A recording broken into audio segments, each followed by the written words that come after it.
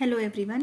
Last लेक्चरमध्ये आपण quantitative aspects of electrolysis पाहिलं होतं. त्याच्यामध्ये आपण जर आपल्याला एखाद्या इलेक्ट्रोडजवळ जो प्रॉडक्ट फॉर्म होतो त्याचे नंबर ऑफ मोल्स कॅल्क्युलेट करायचे असतील किंवा तो जो प्रॉडक्ट फॉर्म होतो त्याचं मास जे आहे ते ग्रॅममध्ये फाइंड आउट करायचं असेल तर ते आपण कशा पद्धतीनं फाइंड आउट करू शकतो या रिगार्डिंग काही फॉर्म्युलाज आपण लास्ट लेक्चरमध्ये चेक केले होते. तर ती जी मेथड आहे त्या मेथडनीही तुम्ही करू शकता किंवा बुकमध्ये जी मेथड आपल्याला दिलेली आहे त्या अकॉर्डिंग पण आपण कॅल्क्युलेशन करू शकतो for number of moles of product as well as we can find out mass of product in gram by using the formulas which are given into the book that we are going to discuss. तर आपण last लेक्चरमध्ये जसं discuss केलं की weight of the product form कशावर depend करतं तर charge which is pass through the circuit. आपण सर्किट थ्रू किंवा त्या सेल थ्रू किती चार्ज पास केलेला आहे त्यावर किती सबस्टन्स डिपॉझिट होणार हे डिपेंड करतं. आणि चार्ज जो असतो Q that is equals to काय असतं current into time. Current in ampere and time in second. So charge Q is equals to काय असतं करंट इन टू टाईम आणि युनिट काय असतं कूलोम्ब असतं राईट.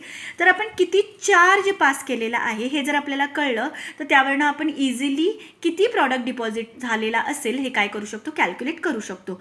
पण चार्ज जो असतो चार्ज म्हणजेच काय असणार आहेत तर इलेक्ट्रॉन्स पास होत आहेत बरोबर आहे.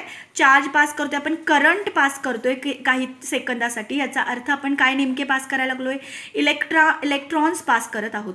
आणि ॲक्च्युली आपण किती मोल इलेक्ट्रॉन पास केलेले आहेत हे जर आपल्याला कळलं तर त्या अकॉर्डिंग आपण किती प्रॉडक्ट फॉर्म होऊ शकतो हेही फाइंड आउट करू शकतो. म्हणजे आपलं पहिलं जे काही काम असणार आहे ते that is to calculate the moles of electron actually passed. म्हणजे आपल्याला जो चार्ज दिलेला आहे चार्ज म्हणजेच काय करंट इन टू टाईमचं मल्टिप्लिकेशन हे आपल्याला करंट आणि टाईम दिलेला असतो त्याचा वापर करून आपण चार्ज कॅल्क्युलेट करतो. आणि चार्ज आपल्याला माहिती असेल तर त्यावरनं आपण ॲक्च्युली किती मोल इलेक्ट्रॉन आपण सर्किटमध्ये पास केलेले आहेत हे फाइंड आउट करू शकतो. आणि त्याचा वापर करून आपण काय फाइंड आउट करू शकतो तर किती मोल प्रॉडक्ट डिपॉझिट होणार हे आपण फाइंड आउट करू शकतो ॲज वेल ॲज आपण मासही फाइंड आउट करू शकतो. तर आता आपल्याला ॲक्च्युली किती मोल इलेक्ट्रॉन पास झालेले आहेत हे जर फाइंड आउट करायचं असेल तर आपण रिलेशन कसं लावू शकतो बघा. एक मोल इलेक्ट्रॉनवर किती चार्ज असतो 96,500 कूलोम्ब राईट. आपण लास्ट लेक्चरमध्ये डिस्कस केलेलं आहे. 1 मोल electron Avogadro number of इलेक्ट्रॉन्सवर 96,500 coulomb इतका चार्ज असतो. तर क्यू कूलोम्ब जो काही आपल्याला चार्ज दिलेला आहे अमाऊंट दिलेला आहे क्यू कूलोम्ब इतका चार्ज किती मोल इलेक्ट्रॉन्सवर असणार एक्स मोल इलेक्ट्रॉन्सवर असणार आपण कन्सिडर करू शकतो.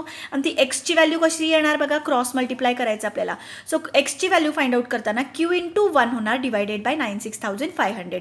क्यू इंटू 1 लिहायची आवश्यकता नाही आहे. सो एक्स जी व्हॅल्यू आहे moles of electrons actually pass ती आपण कशी कॅल्क्युलेट करू शकतो डायरेक्टली क्यू कूलोम्ब इतका चार्ज डिवायडेड बाय 96,500 कूलोम्ब पर मोल.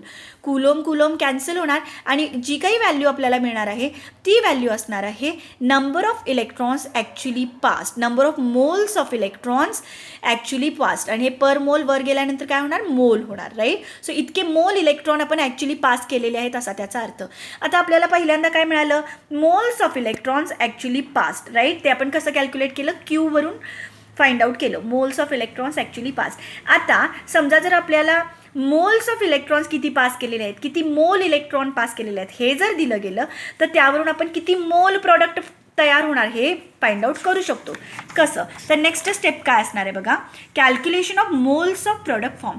कन्सिडर करूयात आपण एक एक्झाम्पल. या एक्झाम्पलमध्ये आपण असं कन्सिडर करू की कॉपर सल्फेटचं सोल्युशन आहे इलेक्ट्रोलिसिस केलेलं आहे आणि कॉपरचं डिपॉझिशन झालेलं आहे कॅथोडजवळ ठीक आहे. कारण कॉपर काय आहे कॅटायन आहे कॅथोडजवळ जाऊन काय होणार रिड्यूस होणार ठीक आहे. So copper +2 ions are going to gain 2 electrons and get converted into copper अशी आपल्याला रिॲक्शन तिथे बघायला मिळणार. यावरून आपल्याला काय कळतं बघा की जर आपण 2 मोल इलेक्ट्रॉन पास करत असू तर आपल्याला 1 मोल इतका कॉपर डिपॉझिट झालेला बघायला मिळतो राईट. आपण या इक्वेशनवरनं काय सांगू शकतो जर आपण 2 मोल्स ऑफ इलेक्ट्रॉन पास केले तर 1 मोल कॉपर डिपॉझिट होतो. मग आता आपण लास्ट इक्वेशनमध्ये काय फाइंड आउट केलं होतं किती मोल इलेक्ट्रॉन आपण ॲक्च्युली पास केलेले आहेत हे फाइंड आउट केलं होतं कुठल्या रिलेशनवरून क्यू अपॉन 96,500. मग मी असं म्हणू शकते का की जर मी 2 मोल इलेक्ट्रॉन पास केले अकॉर्डिंग टू द रिॲक्शन तर माझा 1 मोल कॉपर डिपॉझिट होतो. आणि जर Q अपॉन 96,500 इतके मोल्स ऑफ इलेक्ट्रॉन जर मी पास करत असेल तर माझा किती मोल कॉपर डिपॉझिट होणार? एक्स मोल. एक्स कसं फाइंड आउट करणार आपण? एक्स इंटू 2 होणार आणि हे क्यू अपॉन 96,500 इंटू 1 होणार. म्हणजे आपल्याकडे फॉर्म्युला काय येणार आहे बघा, एक्स मोल इतका सबस्टन्स, एक्स मोल इतका कॉपर डिपॉझिट झालेला आहे हे फाइंड आउट करण्यासाठी आपण काय करणार? क्यू अपॉन 96,500 इंटू 1 होणार आहे आणि डिवायडेड बाय 2, राईट. याचाच अर्थ काय की आपण काय केलं बघा, moles of product find out करण्यासाठी, म्हणजे किती मोल प्रॉडक्ट डिपॉझिट होणार हे फाइंड आउट करण्यासाठी आपण काय केलं, क्यू अपॉन 96,500ला आपण 1/2 काय केलेलं आहे? मल्टिप्लाय केलेलं आहे. 1/2 काय केलेलं आहे? मल्टिप्लाय केलेलं आहे. आणि हा 1/2 हा काय आहे? मोल रेशो आहे. या हा जो काही काय आहे म्हणजे म्हणू शकतो आपण रेशो आहे, ह्याला आपण काय म्हणलेलं आहे? Mole ratio. आणि हा मोल रेशो कसा आला आहे बघा, 1 मोल. ठीक आहे, हे 1 आहे, इथून आलेलं 1. हे काय आहे? Number of moles of product form. आणि 2 हा नंबर कुठून आला आहे बघा, that is number of electrons required to deposit 1 mole of substance. So हे 1/2 आहे, राईट. 1/2. 1 मोल नेहमी कॉन्स्टंट राहणार, राईट. आणि 2 हा जो काही नंबर आहे तो चेंज होत राहू शकतो अकॉर्डिंग टू द रिॲक्शन. ही नंबर ऑफ मोल्स ऑफ इलेक्ट्रॉन्सची व्हॅल्यू चेंज होऊ शकते. पण हा जो 1/2 आपण काय घेतला, जो काही मल्टिप्लिकेशन घेतलेला आहे, आपण या क्वांटिटीला मल्टिप्लाय केलं, त्याला आपण कॉमनली काय म्हणणार आहोत? मोल रेशो म्हणणार आहोत. ठीक आहे. सो 1/2 असं आपण त्याला मल्टिप्लाय केलेलं आहे. सो मोल रेशो आहे तो 1/2. देअरफॉर मोल रेशो म्हणजेच काय आहे बघा, moles of product form upon moles of electrons required. म्हणजे मी असं म्हणू शकते का की मी Q/96,500 म्हणजे number of electrons actually past जे काही असतात त्याला मी कशाने मल्टिप्लाय केलेलं आहे? मोल रेशोनी मल्टिप्लाय केलेलं आहे. म्हणू शकते number of electrons actually passed into mole ratio. हे जे काही आहे हे आपण लास्ट आता जस्ट बघितलं होतं. This quantity is number of electrons actually passed into आपण काय केलं? मोल रेशो केलेला आहे, बरोबर आहे. आणि त्यावरून आपल्याला काय मिळालं? Moles of product form. इतका मोल प्रॉडक्ट फॉर्म होणार असं आपण म्हणू शकतो. दिस इज आवर फॉर्म्युला. ठीक आहे. सो आपण जेव्हा आपल्याला एखाद्या गोष्टीचे डायरेक्ट नंबर ऑफ मोल्स विचारले असतात, सबस्टन्स किती मोल काय केलं झालेलं आहे? डिपॉझिट झालेलं आहे, त्यावेळी आपण काय करणार? क्यू म्हणजेच काय? I into T. इथं आपण आय इंटू टी असंही लिहू शकतो. I into T upon 96,500 into काय करायचं? Mole ratio. मोल रेशो म्हणजेच काय? इक्वेशनवरून जे मोल्स ऑफ प्रॉडक्ट फॉर्म होतात 1 डिवायडेड बाय काय करणार आपण? Number of moles of electrons past. ठीक आहे. So moles of product form upon number of moles of electrons past किंवा इलेक्ट्रॉन्स रिक्वायर्ड केलं की आपल्याला जो मोल रेशो मिळतो त्यांना डायरेक्ट काय करायचं? मल्टिप्लाय करायचं. You will get the moles of product. आणि जर समजा आपल्याला मास ऑफ प्रॉडक्ट विचारलं गेलं तर आपण काय करणार बघा, मास ऑफ प्रॉडक्ट फॉर्म आपल्याला कॅल्क्युलेट करायचं असेल तर त्यासाठी आपण कसं करू शकतो? Moles of product equal to काय असतं? मास अपॉन मोलर मास, बरोबर आहे. एखाद्या सबस्टन्सचे मोल्स म्हणजे काय असतं? त्याचं mass given mass divided by molar mass. पण आपल्याला जर मास फाइंड आउट करायचं आहे तर आपल्याला मोल्स आणि मोलर मासला काय करावं लागेल? मल्टिप्लाय करावं लागेल. म्हणजे आपण आधी मोल्स ऑफ प्रॉडक्ट फॉर्म काय करायचं? फाइंड आउट करायचं इंटू काय करायचं? मोलर मास करायचं आहे. मग आता मोल्स ऑफ प्रॉडक्ट फॉर्म आपण आता जस्ट फॉर्म्युला बघितला. काय केलं आपण? क्यू अपॉन 96,500 म्हणजे हे काय आहे?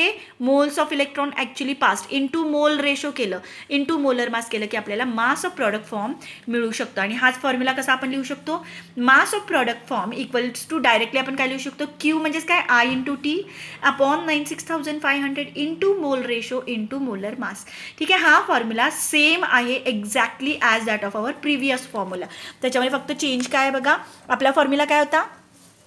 लास्ट लेक्चरमध्ये आपण डिस्कस केलेला mass of product form equals to आपण काय म्हणत होतो? मोलर मास किंवा atomic mass into I into T upon आपण काय करत होतो? 96,500 इंटू एन फॅक्टर, बरोबर आहे. आणि एन फॅक्टर म्हणून आपण काय लिहित होतो बघा? एन फॅक्टर म्हणून आपण लिहित होतो हा जो नंबर आहे हा नंबर ऑफ इलेक्ट्रॉन्स पास्ट, बरोबर आहे.